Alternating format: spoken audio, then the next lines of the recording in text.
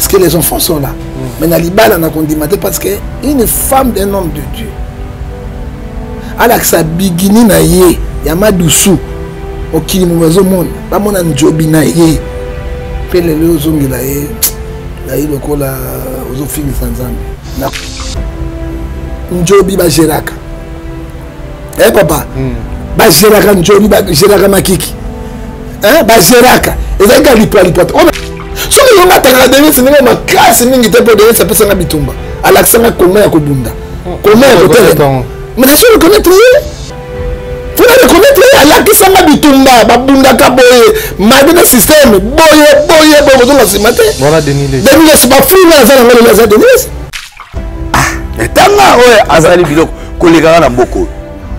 Onga na kokata moke ko salo ya salite tanga mutombo. Mutombo sala stade moko na sala Martin 9 fois. Ballon a que 10e fois. Na sali koleka. Kizamina. A sala 3 fois, na sala 9 fois. A yepe a sala prenga Martin. Nani. Tanga. Ok. Laura Dalo. A sala stade Martin. Na sala 9 fois. Yo zali ko Pilate Kofi Olomide, Agbe Antoine. Tu peux libérer Jésus. Tu peux aussi le crucifier. Tu peux aussi sauver Babia Chokoro. Son fils. Azaï Missien Nayo, on peut le casser. Pourquoi Kofi Olomide doit qu'il moi non la quartier la tête? Pourquoi? Au Casta Bolam ou Babia. Arrêtez de Pia! Yokelanga Eloko Oyo. Restaurant business class VIP Bruxelles. Yeah! Restaurant business class VIP. Yeah! Ouais, ça n'a pas cuisine spécialisée dans ndenge ya mukete lokola cuisine spécialisée congolaise pe africaine. Awa soki okoti biloko tu ya mboka okoliango joli kitoko. O makayabu, kwanga, mbinzo, ndakala okoliango joli kitoko awa bilubutu elamba maka awa. Bongo biloko ya kotumba lokola soso, ntaba, mbisi awe tumba maka joli kitoko na niveau ya kosakana te olie ozamo bimba. Na restaurant business class VIP na Bruxelles bazali pe na mobange na salle oyo ba organizaka ba activité ya ndenge na ndenge lokola ba soirée, ba anniversaire, mariage, conférence, pe ba activité mosusu ekoki kosalema awa. Oso tuna ngai soki ezali wapi? Restaurant business class VIP na Bruxelles ezwami na adresse oyo 39 boulevard Jubilé Bruxelles 1080 métro Riboucourt l'une 2 P6 30 51 arrêt Jubilé. Awa na restaurant business class VIP na Bruxelles yango nde nzambe ya babilubu o etali ba congolais pe ba africain. C'est naturel. Gardez bandi na yo toujours. Placide et Bio, le patron de business class.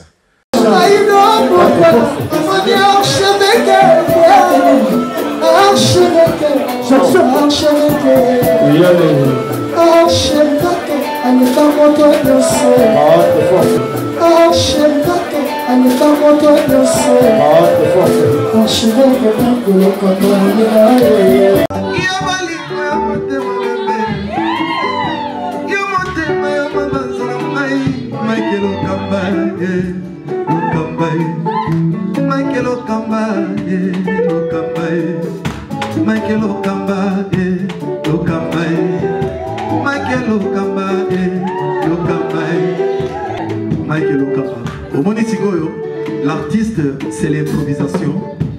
Na honoré dans l'émission. Africa Elengi TV, votre chaîne, l'incontournable, la star des chaînes.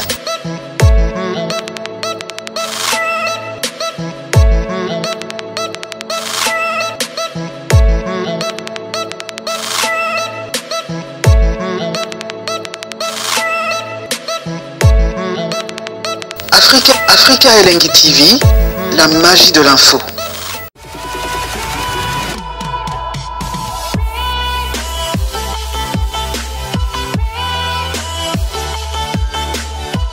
Voilà, chers amis internautes, bonjour et bonsoir, bienvenue sur Africa Elengi Télévision, votre chaîne d'actualité, votre chaîne à laquelle vous recevez toutes les informations en temps réel. Encore une fois de plus, je vous dis bonjour et bonsoir. Tout dépendra de l'heure à laquelle vous allez capter cette émission de partout vous êtes dans le monde entier avec un grand plaisir. Aussi dans le cadre de vous servir dans ces plateaux improvisés. Je suis avec le prophète John Ngifa, le prophète du peuple. C'est avec lui que nous allons entretenir cette très très belle tranche d'animation. On va parler de l'actualité. Nous le savons que Oazali Bongo, Maïmatali politique, Jean-Marc Kabou nous a interpellé. Tout le monde a qui le désordre de Salima qui a zonga inanda qu'on a eu tout mais quand on prophète John Ngefato est à la base. Qu'est-ce qui se passe? Et là, on est sala qui penda ba bien misae na mibeko topé et là on est sali qui désordre wana ebima en plein boulevard. Merci aussi à Mandeko Touba Rota la biso na ngonga oyo. Et puis je vous signale qu'aujourd'hui on va parler de l'actualité musicale également par rapport il y a retour. Il y a Kissinjour à la 4 quartier latin, il n'y a pas tout le monde qui bacharne mais qui est belé. Tout mais un peu pour le aussi, en ce qui concerne la participation des princes Babia, il y a moi, il y a musique, les qui bongo Babia Ndonga Chokoro, à Tikabiso, qui ont évolué dans le quartier latin qui repose en paix, qui son âme repose en paix. Moi, on a un Bota, un grand chanteur, un grand artiste et musicien, à Zaibongo, dans la compétition. Vodacom best of the best.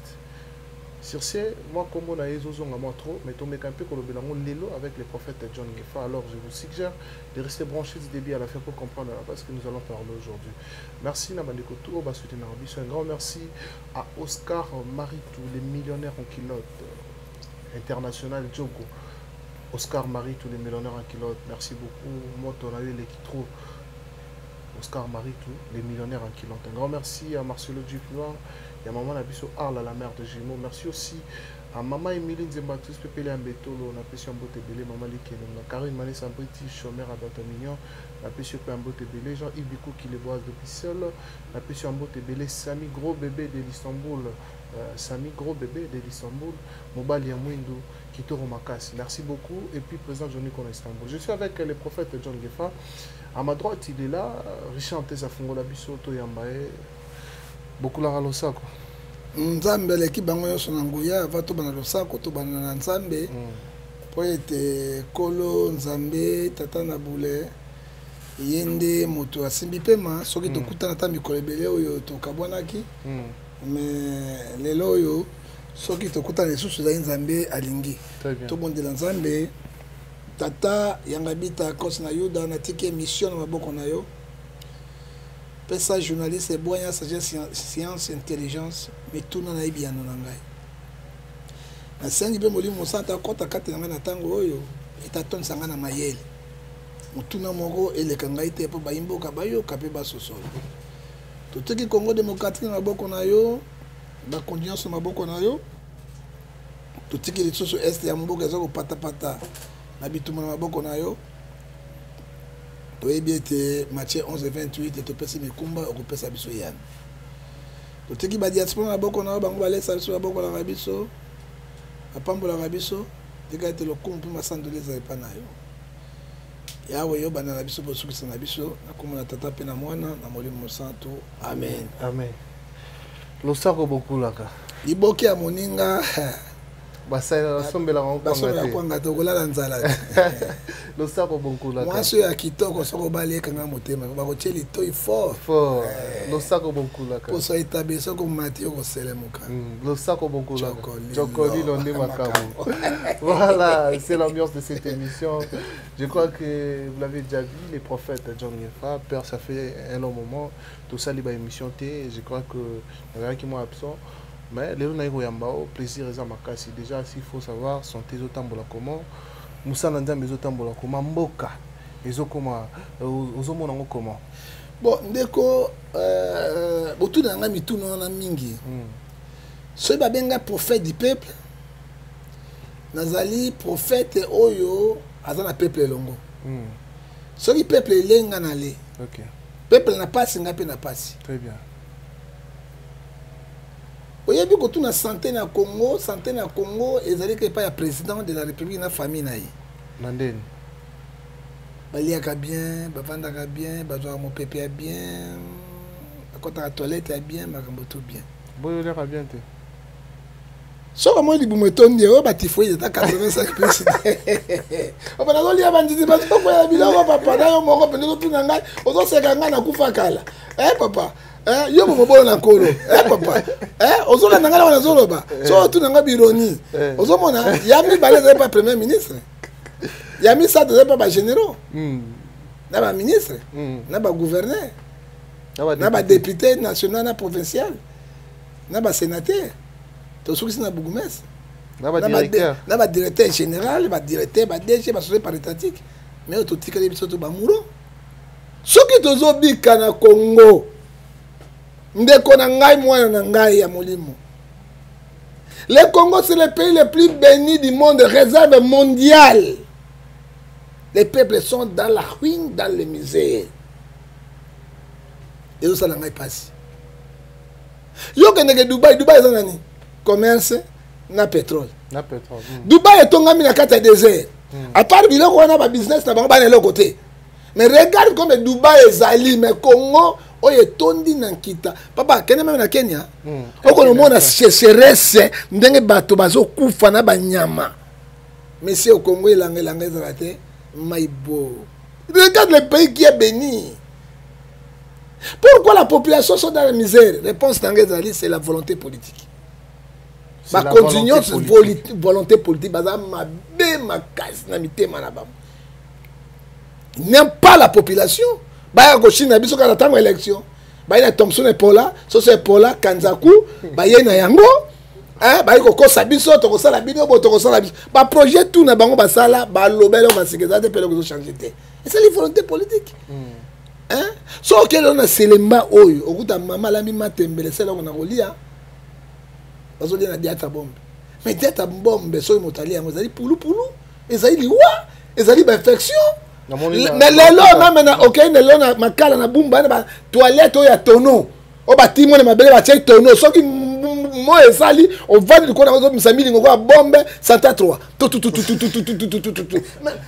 Mais ça tue les gens. Hein? Est-ce que le Congo pendait à Congo et Congolais à Congolais? Hein? Oui, bien, on a zawana. So, il y a des chocolat, des mamateka, des mayonnaise, des spectacle, mais ce n'est pas de luxe. Hein? Ce qu'on a à Brazzaville, monsieur, Jéramingi. Ce qui Babengi. Gabi, maman, viens boire du thé. Du thé. Au moment na du thé on a goûté mayonnaise, bâté sardine, pébéré, bâté une personne va bien go pébéré, maki tout. Moto aller. Brazzaville l'équipe sonani. C'est une province ya mboka na biso. Mais awa na Congo so ki Gabi yakomela ti. Otamoi mono ngai ti yango mapa ya pamba na maya lebo papa. Le pays qui est riche, qui est béni. Litinanga yango. Litinanga yango wana. Je n'ai pas ce que dit la Bible, Matthieu 16, verset 25 à 26. À quoi sert un homme de gagner tout le monde si perdre son âme? Litinanga ata social à pamba. Hein? Va stabiliser yango. Ata social, pas stabiliser social, social taille ndako. Social état enseignement, social état hôpital. Nano stabiliser yango totalement souci. Très bien. Ce sont les volontés politiques, monsieur. De retour dans la santé na ko bisoni. Hein? Na ko bisayo nini? Yo na misono na on va comprimer wa minene mi bana melibo. Na misono mo na obiro la comprimer anticardiaque.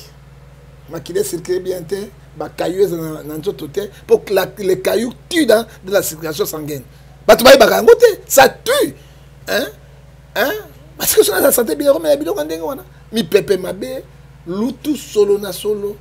Qu'est-ce qu'on préfère? Atango bila otobenge papa gentil mokila ya nzoku simbo zoka atazobunda mais il faut qu'on sache sur ça. Et désolé. Très bien. Peut-on dire aujourd'hui que Jean-Marc Kabunda il est abandonné na propre sort na Moko?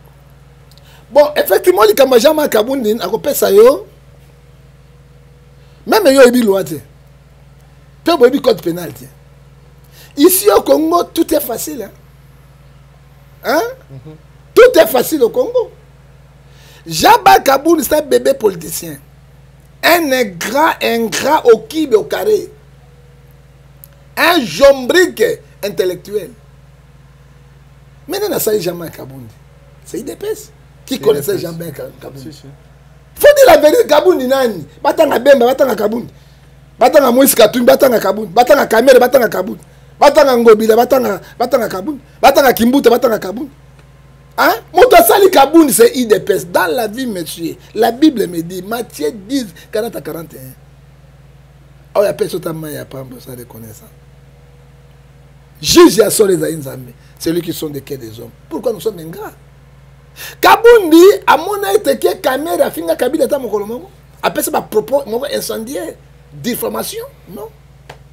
Mais Kabila a délogé caméra dans le Parlement à cause des Barondais. Hein? Est-ce qu'il y a Yoka caméra qui se tient en prison, qui m'a bimisi justice? À quel parti oublions les passés. Regarde un grand politicien. Il a l'intelligence comme Salomon, la sagesse comme Salomon. Hein? Oublions les passés. Mais il était humilié. Na mona moro politicien Kamere Moïb na yoka na mona quoi Kamere, mais il a tout oublié. C'est à Kamere Kamati Proverbe 12 verset 10. La haine excite les querelles, l'amour couvre toutes les fautes. Moïse Katumbi Azagina peut perdre. C'est Kabila n'a sa Moïse Katumbi comme un bongo wana.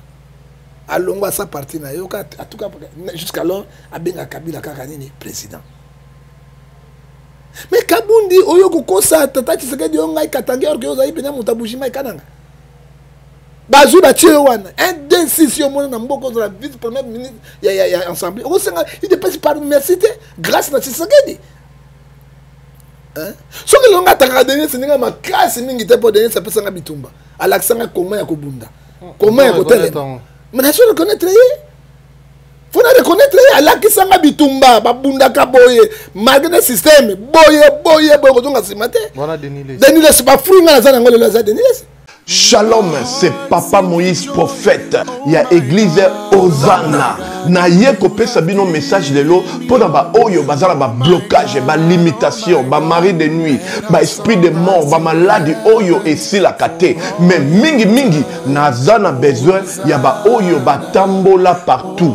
Oyo ba luka ba délivrance, oyo ba mata kutu ba vio pour na luka ba délivrance et simbate. Na zana besoin na bino boya pobo bika poite ngonga na bino ekoki.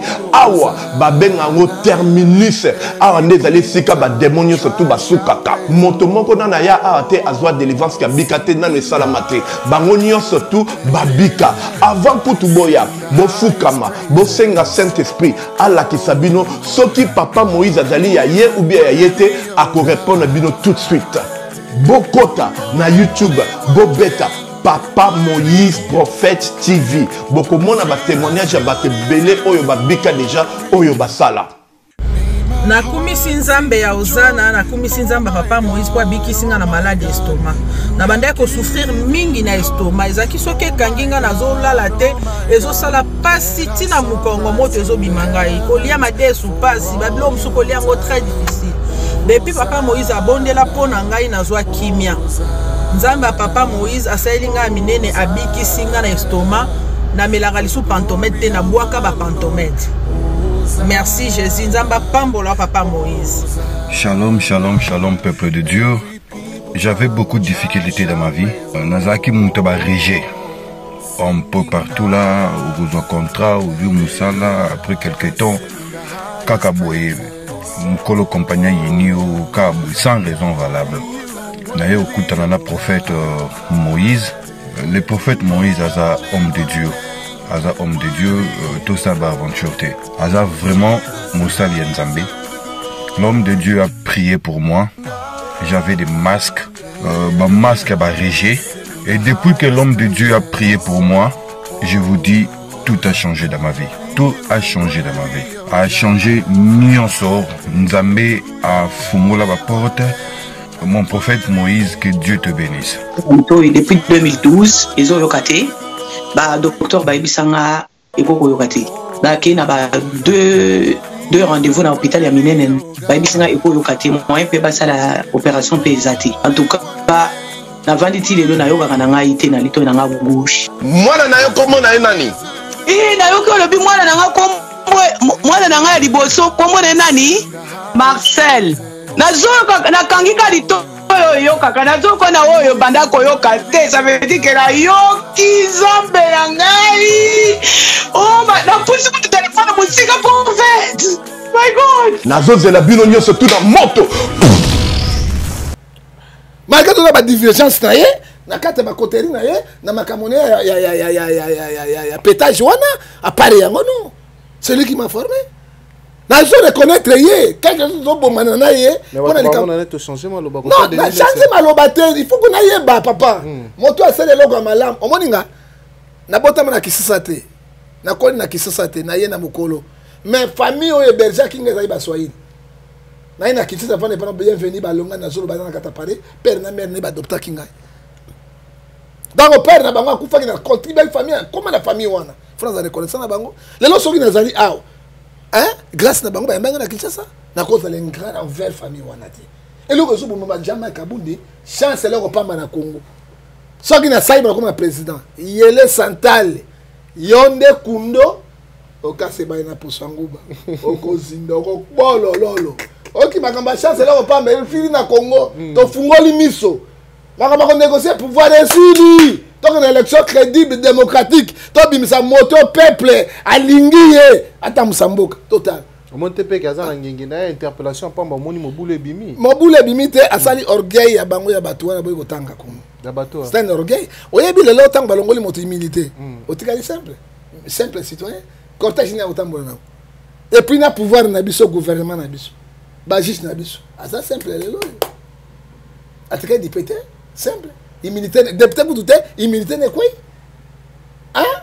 Si Jean-Marc Kabundi, et là, il y a sali, il faut qu'on finga chef de l'État local est compétent. Je sais. Tant de gens qui pas voyage, mais président Zamoutou, a réjoui la famille naïe, a réjoui ma où est le mal? Mais Kabundi, il injure le chef de l'État, lui-même était au pouvoir. Mais Kabundi bandi ko tobola ba pini ya bato. Il faisait le mal comme autre banda ko na bato. Et puis ko tobola pini ya bato, il article 110 à constitution destruction méchante. Punition de 2 mois à 5 ans de prison. Ayebi yango ba ko landela ye. Yami balé. Il a fait l'outrage vers les chefs. La diffamation, na les injures. Tant que vous êtes bien un président, il est incompétent. Les mal du Congo, c'est Tshisekedi. Mais c'est toi qui étais avec Tshisekedi, on est qui était pour nous. Pas Bimsambo comme aide de roi de pour nous. Hein? Au moins, un Judas d'Escariote. Un vrai Judas d'Escariote. Hein? Bien, mon Tshisekedi a Kansa Kabila Mokolomo. Donc, je suis là, il est reconnaissant parce que Kabila a pu s'en pouvoir pacifiquement. C'est ça le problème. Il a toutes les possibilités de retirer Kabila à genoux. C'est lui le président coup constitutionnel, coup de justice, tout, c'est Chilomo. Mais pourquoi il ne fait pas ça? On a monté à ses pouvoirs sans Makila, sans Kotanga. Hein? Il faut tout ça monter. Kaboul n'a pas de cœur. Kaboul n'a pas de cœur. Il finira mal. N'a quoi il le komoko. Oui, bien, c'est clair. Bino boye bakate. Na bino bato internet pour fingra bateau. Tout le monde il faut bakanga bino. Mais si on va convoquer, mais tu sais ce que tu as fait? On a évité dans le bail Koloba. Article dans le code pénal, article 75. Hein? Celui qui fait l'injure à quelqu'un, ou bien outrage, diffamation, amende de 5 000 $, et puis il est condamné de 5 ans de servitude pénale. Est-ce que vous voyez Bakayango? Hein? Ba juge ba be yoko nyonso ba dosaka vraiment attention ba yebi yango nyonso. Mais chez nous les juges sont faciles. Chef de l'État c'est un garant de la nation, père de la nation. Azala Koka c'est notre papa, on doit les respecter. Ce que dit la Bible. Hein? Romains 13 verset 1 4, toute autorité vient de Dieu. Parce que la Matthieu chapitre 3, 37 à 39, qui dit une chose arrive, ça on donne. Hein? Déjà, toucher place, on va toucher à côté. Et ça dit quoi maintenant? Kabunda Kasateka a échappé dans la justice. Justice a mon attention. Tu as les épreuves. Que ba détournement des biens de l'État, ba tche bambongo balongo na kati ya pote pour toi. Nous tozali na awa crise monétaire. Est-ce que tu as les preuves? On peut sabiso. Premier ba bengi. Papa, deuxième fois ba benga Kabunda. Troisième fois a kozonga te. Ba kanga. Na ebiso troisième fois kozonga te. Moi je te dis la vérité, tu verras. Et na ebisa ka bango. IDPS. Bo déloger Kabunda ni ndenge ya humilier. Kabunda mouton noir. Azali bombe retardée. Yeba boye. Mathieu 10, 15 à 16. Vous avez la prison de la serpent. Et il promet aussi aux gens, Ana Makambi Bélé à Kolo. Makambi à Kolo, c'est une négociation Toyebi. Et là, on Kabunda Kolo, si comme Congolais, Bayebi, exacté. Opposant Baloba, Nyos, Makambi à Lobi, Makambasika. Na ebisi Kabunda ezali na Ecclésiaste chapitre 1 verset 10, il n'y a pas de nouveau au Makambo Lobi. Tout oyoka. Nyos organise propriété za simanaye, bandimaye et puis un impact idéologique na Kingabo c'est Jekoko. Nasukiwa. Très bien. Merci beaucoup. On va parler maintenant de l'évangile. Les prophètes John Ngefam Osananzambe, les prophètes du peuple. Lelo, après plusieurs acharnements, Otomona, pasteur Mike Kalamba, Ina Mwasinaye, Peniel, Tomona pour payer ça conseil, le loba maramona na ba énergie surtout. Bon, bazawa deye, moi jaboye, kotonio surtout makele le tout machin. Lelo komona bango, toko yoka na ba sauce que Peniel azana Kinshasa et puis baye ko la réconciliation entre le pasteur Mike et sa femme qui est Peniel. Tout le monde a sexta bima, ba mutaka la Peniel bima, a s'exposa nidité na les réseaux sociaux, na ba bikini et tout ça là, les histoires comme ça. Mais quand même comme on a négociation entre eux na pasteur Mike. Non. Et puis réconciliation de tout. Non, monsieur les journalistes, hein, un journaliste doit avoir des informations dans la source. Non, c'est ça. Hein? Ça, j'ai bien dit. Tobozoyoka, c'est ça. Et moi, je peux te dire aujourd'hui, Exode 20, verset 16, tu ne porteras pas de faux témoignages. Nakondima, Oyunamona. Réconciliation, ma bête, ça parce que la Bible des autres, Somme 133, verset 1 à 4. C'est bon. Mais les balles en limite, parce que c'est bana. Parce que les enfants sont là. Mais dans les balles, on a condamné parce qu'une femme d'un homme de Dieu, alors que ça bigini na ye, Yamadoussou, au Kilimouazo monde, pas mon anjobi na ye, puis les lozongi la ye, la ye le cola aux offices sans zambi. Na côté qu'on a appelé ce conseil. Bigini écoute bien, mais il y a vidéo tout à l'heure. Bah vidéo écoute, bah c'était tapiwana, je ne sais pas moi. Je sais que le pasteur Mike. Azali moto ya douceur, azali moto ya amour, azali moto ya romi qui était ça. Mais bozo yo kabe, je ne suis pas sûr qui même bakuta inaye. Mike yango to bengi ayambaka lisusu te. Akongo ka président mosusu. Toyeba. Hein? Toyeba, mais qu'est-ce qui se passe au juste? Ata batuna yo, il faut ba yoka parce que yo tuni toki la imer. Imer répète moi, il pas yo moto liboso te, etamoli partout.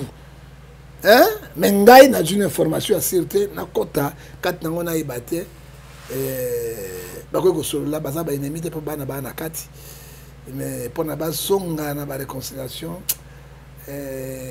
baninga internet je ne crois pas parce que maman ana samusi Mike na ndenge moko terrible ça que ça bon réconciliation ça m'a bêté te réconciliation na kati te papa kozongana na bango kovanda esika moko bala na mwasa mobali te je ne crois pas et go sala ngene Mike il a fiancé na boso soki balingi bazwa vie na yo na lobby avinanga pour le moment ils allaient point d'interrogation pour le moment ça point d'interrogation pardon papa pourquoi ça ngala politique point d'interrogation point d'interrogation parce que je connais Mike et de façon na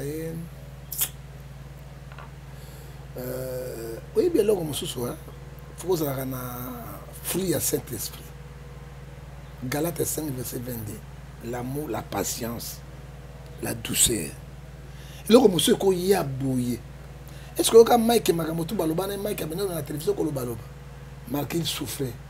A Matthieu 11, 23, répète ça qui est dans le Ténéré Makamango, il est qui et ngai prophète du peuple et vous savez la banquette dans la lobby et là il m'a ramené sur le kuta à rejeter mais katika le peuple mais pour na peniel a tiki pétage a bien tiki pétage comme Sambela a commis na lobby a changé na lobby bandoki ba changer pesa nga lo sako papa ndefo lo sako beaucoup la nyoka ta longoli mposo a kotika na nyoka so azali mon mbito ka mbito OK na biso la kona il faut attention na kosambela Bible les hommes dans Matthieu 24 verset 5 balou féroce bazali ravisseurs ils sont là hein bien la Bible les hommes biso dans Matthieu 7 verset 16 Matthieu 7 verset 16 on connaît l'arbre est bon par leurs fruits et puis aussi Bible biso to ke ba na nzambe na misala na bango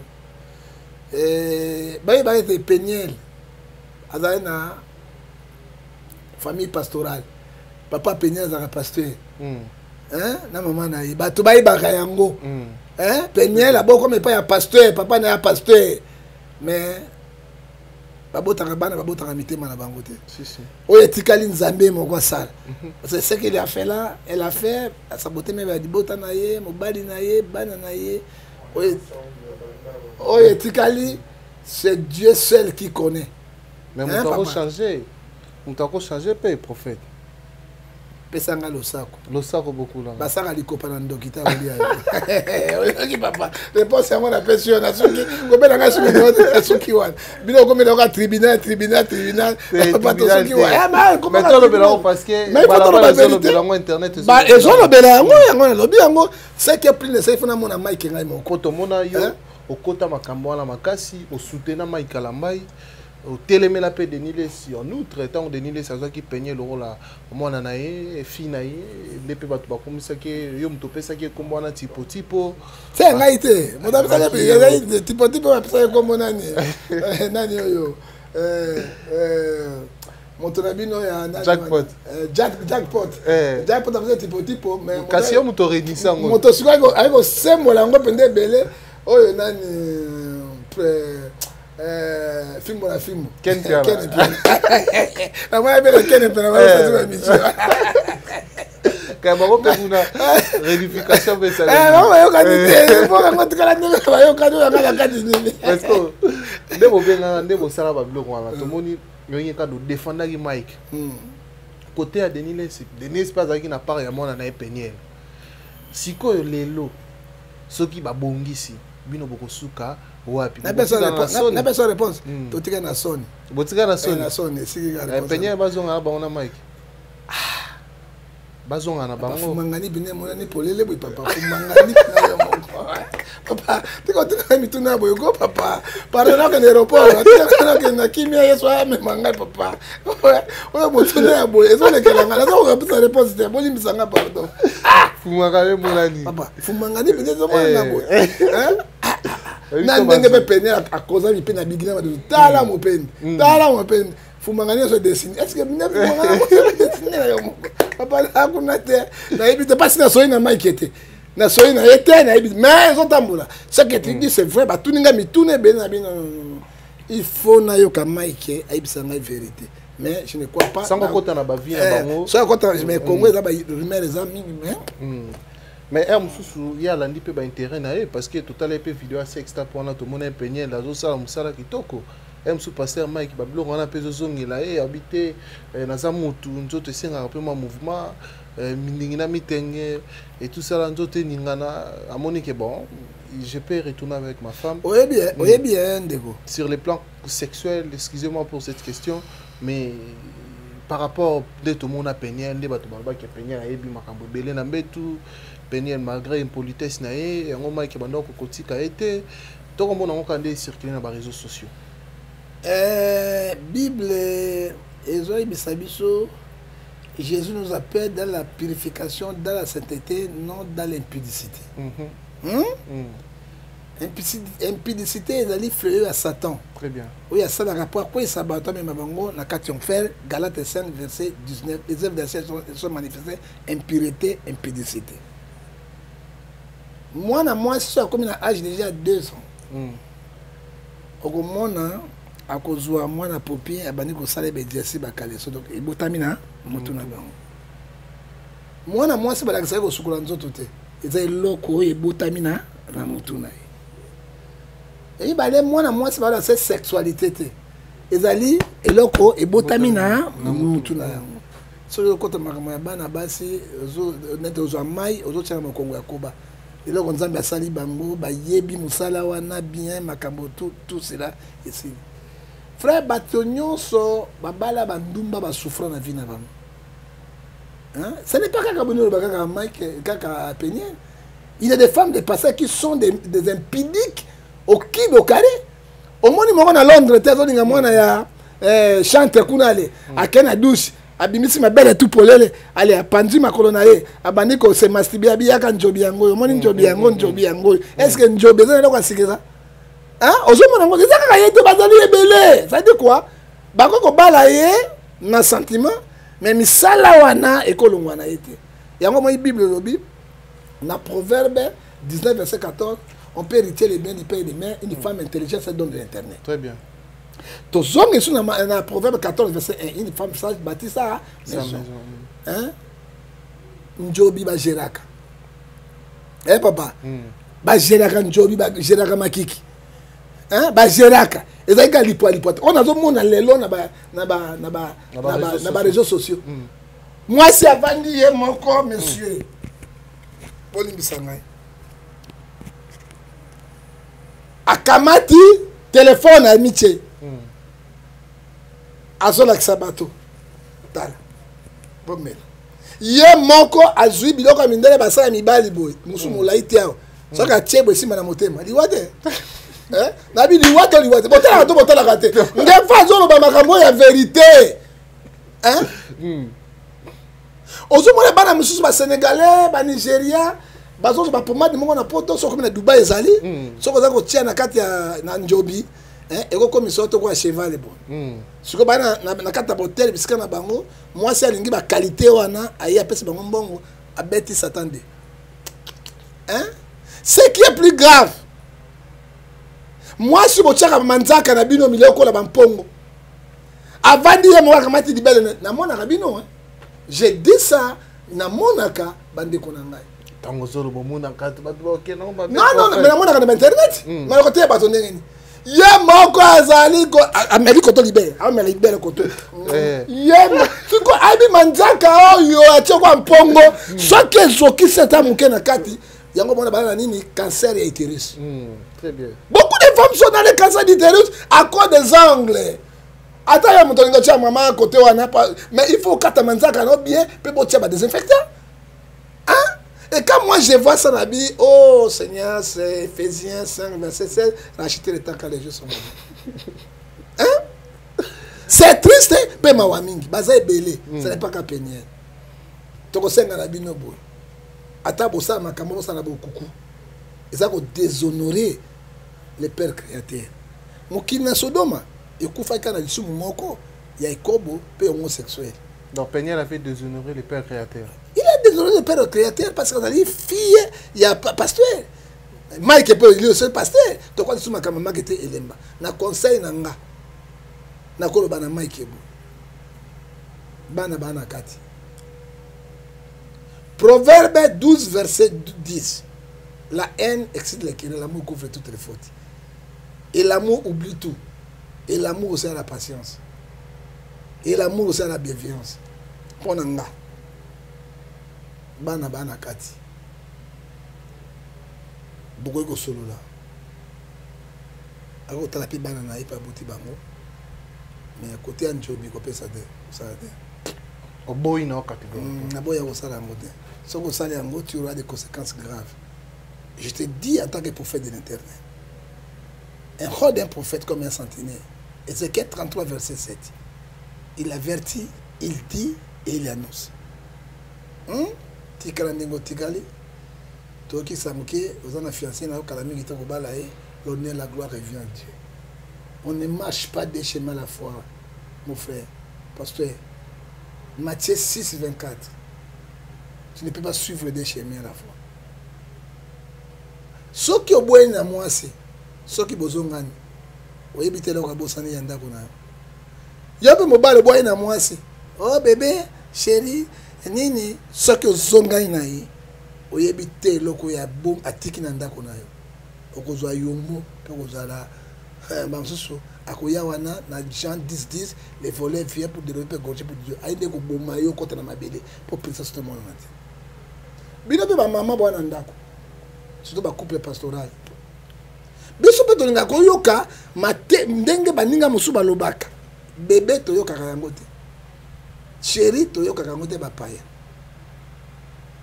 moi biza musika to mona kango te na ebite pasteur J.C. dans nga soki amona kango ngo nga na ibaka makambo na pina vierge ya suka hein mais si quand maman peut-être bébé chéri comment ça benga bango moi na popi mo so benga ngoni bébé bichou et ça la biso moi bien te to yoka ngo te bandeko hein ya mo ba pasteur mingi ba puberté puberté ne ça la bamu aoka ba yankini wana ba kombo moko oya yoka te pa keni na lembo lembo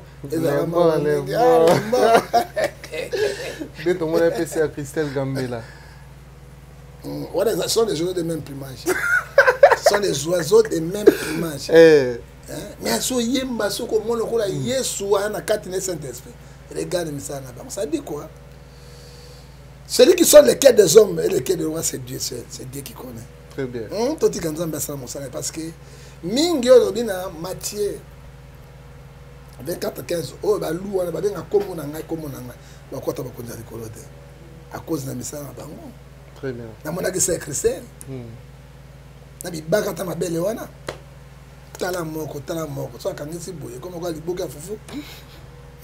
Mais yo musai na nzambe comment pasteur azana mwasi na ndako okotindela iba biloko ndenge wana comment. Et soit disons toi tu es une prophétesse. Tu prêches, tu... Dans la bonne précipitation, tu as vu ma bonne côté. Tu as vu ma bonne Somme.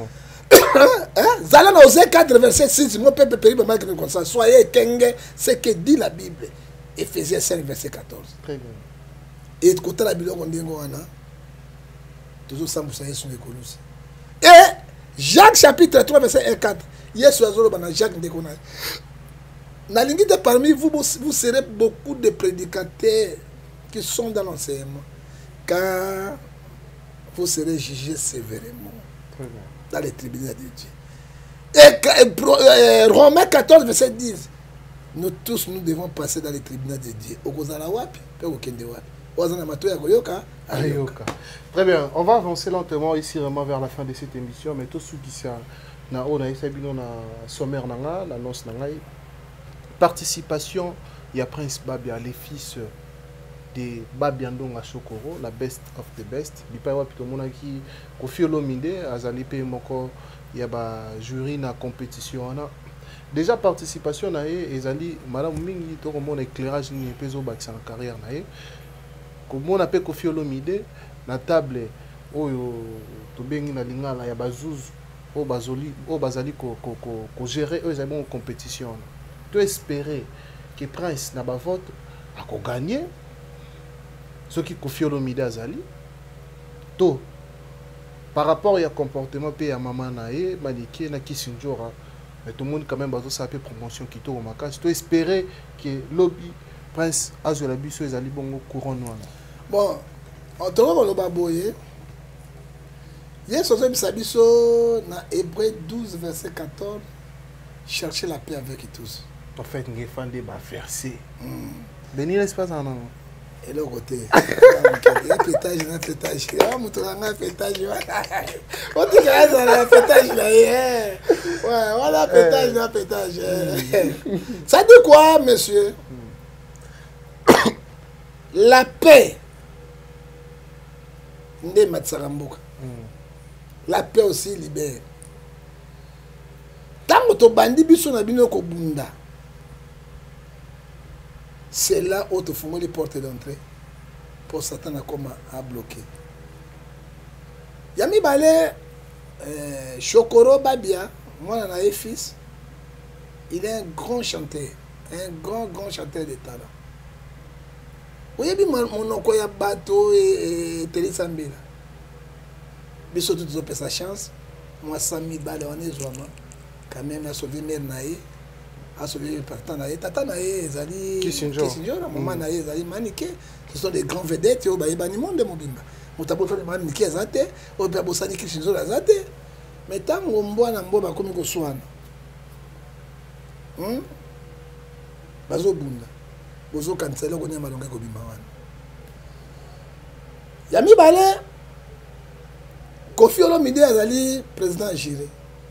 Mais Kofi Olomide ce qu'on a que il y a paix.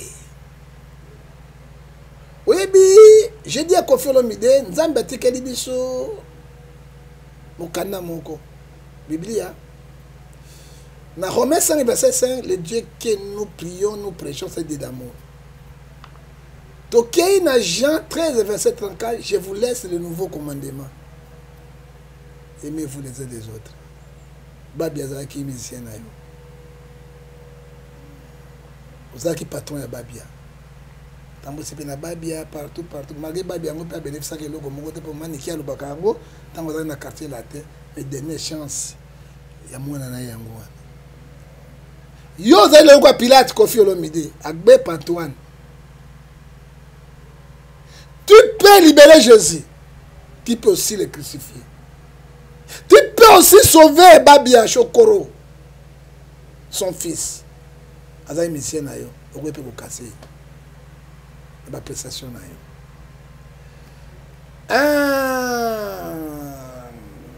Kofi Olomide Agbe Antoine. La Bible me dit, Romains 13, verset 4, les juges, parce que vous avez juges, sont les ministres de Dieu. Si tu as été en Nzambe, Saint-Esprit kotakat na yo. Quand il s'attend souffrance ya libota yo. Kofi bino na mbongo ibele. Soki mwana jota 100 000 balles. Après c'est maniqué moi 20 000. Après c'est payé Christian Jonathan 20 000. Atika na 60 000 à ça la vie na ye koza mala mo mingi. Du nouveau dans vos kiosques, un nouveau numéro de votre magazine Flash Info. À sa une, projet route Kolwezi-Solwezi. Dépêché par le chef de l'État, Félix-Antoine Tshilombo Tshisekedi, la gouverneure intérimaire Fifi Masuka rencontre le président zambien Jean-Marie Kassamba, le JMK de la presse, du village à l'avant-plan du secteur médiatique africain, parcours atypique d'un enfant dont la passion de la radio est venue trop tôt. Moïse Katumbi inaugure le siège national d'Ensemble pour la République dans le Haut-Katanga, précisément dans la ville de Lubumbashi. À l'Assemblée nationale, chambre basse du Parlement congolais, Christophe Mbosso, un bilan largement jugé positif. Et pendant ces temps, dans le cadre de la célébration de la Journée internationale de droits de femmes, Marie-Olive Lembe Kabila fait carton plein au stade Joseph Kabila à Kalemi. Je suis venu sur la terre natale de mon beau-père, a-t-elle déclaré aux habitants de Tanganyika. Édito de Jean-Marie Bassa, Félix Tshisekedi et Joseph Kabila, deux frères condamnés à s'entendre à lire. Dans le corps de votre magazine, l'Office de route réceptionne le deuxième lot de nouveaux ponts à Matadi. État de lieu du leadership féminin dans le média en RDC, communication de Pauline Boukassa, rapporteure adjointe de la commission de discipline et éthique professionnelle à l'UNPC, Union nationale de la presse congolaise. 24 pages d'information, 24 pages qui vous fait placer à la une de l'actualité et www.flashinfoplus.com pour ne rien rater de l'actualité en temps réel. Pourquoi Kofi Olomide ozwaki mwana na na quartier la tête? Pourquoi? Okasita bolamu ya Babia. Proverbe Apocalypse 14 verset 13. Les bonnes œuvres la ndaka mutote sikazali. Ata mongongo ya Chokoro Babia. Il chantait d'une voix angélique. Il avait contribué sur les quartiers latins. Na monta musique était. Nazandi église au milieu du village, Nazali va bien un prophète du peuple. Pourquoi vous pensez na mwana wana te? Yami sat. Tout le monde va polémique inutile. Il soigne ça moins dans la cadre, tout peut ça moins la chance. Mais na kosenga na bakinoa.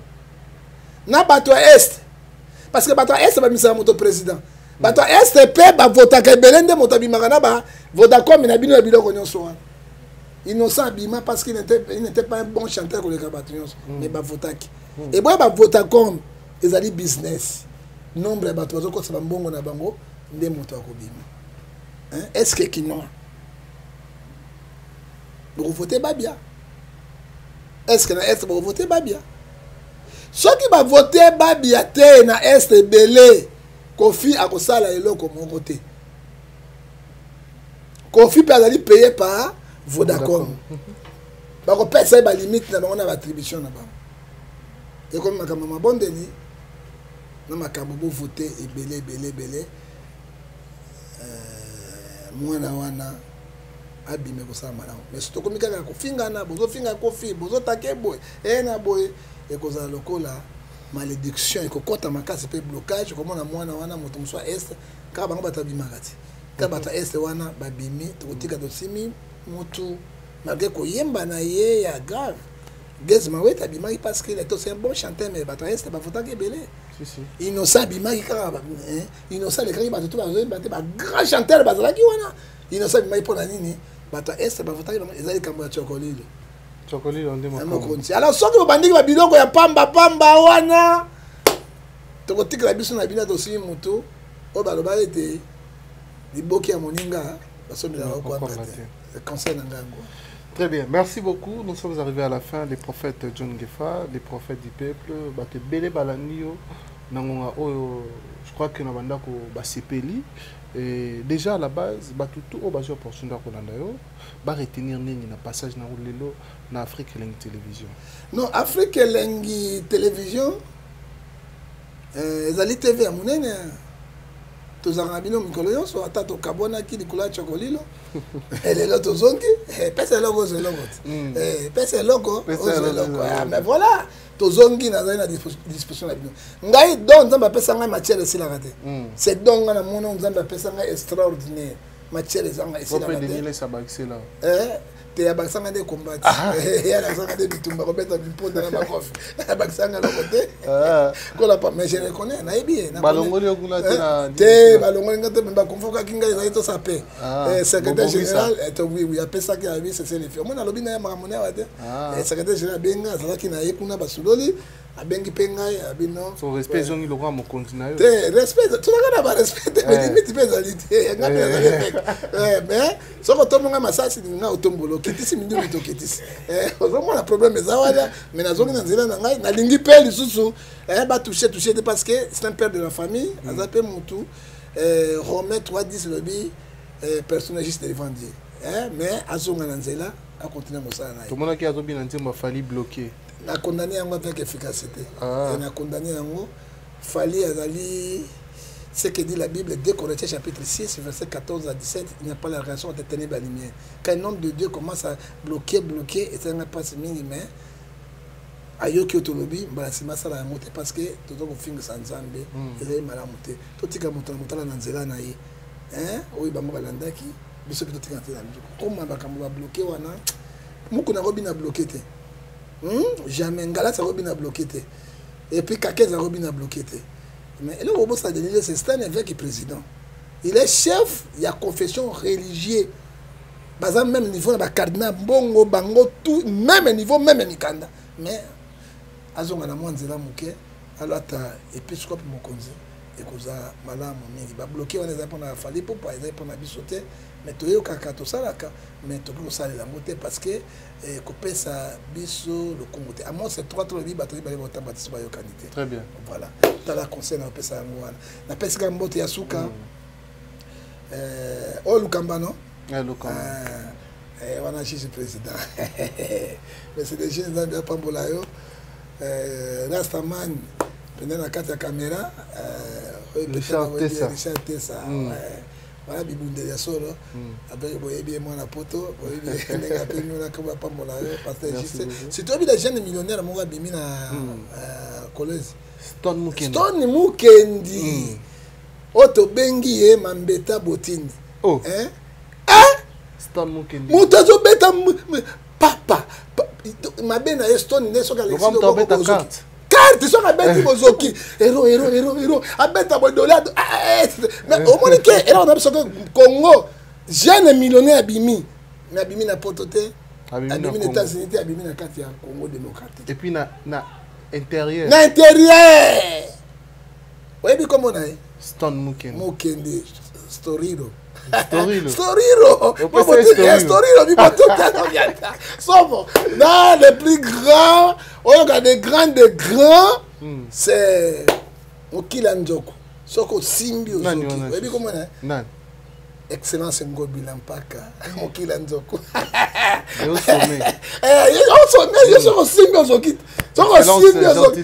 Ngobi Lampaka. Soko Simbi Okila Njoko.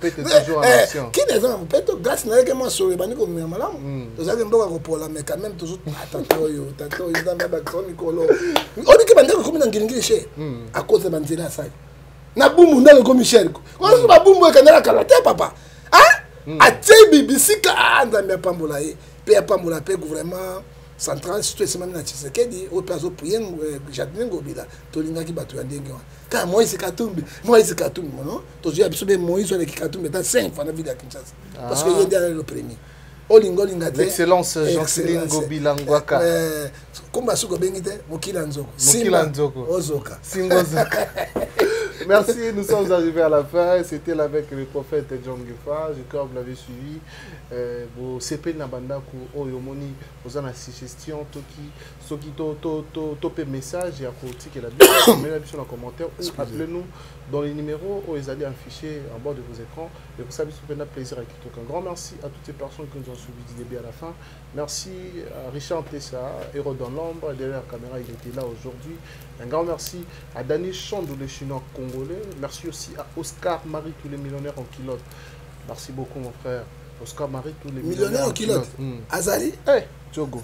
Millionnaire à Taban en Chine. Oscar Marie. Oscar Marie.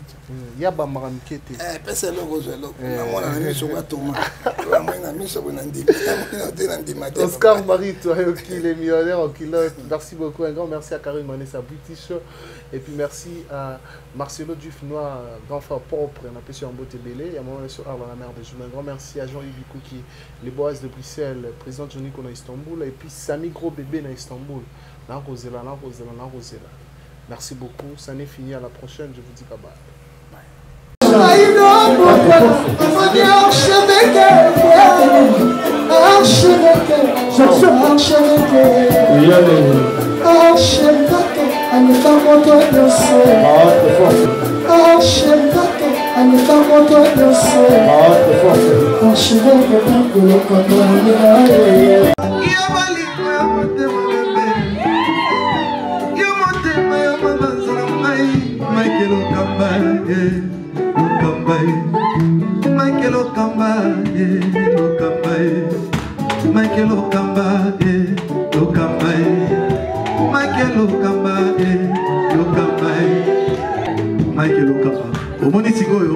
L'artiste, c'est l'improvisation. Na honoré dans l'émission. Africa Elengi TV, votre chaîne, l'incontournable, la star des chaînes.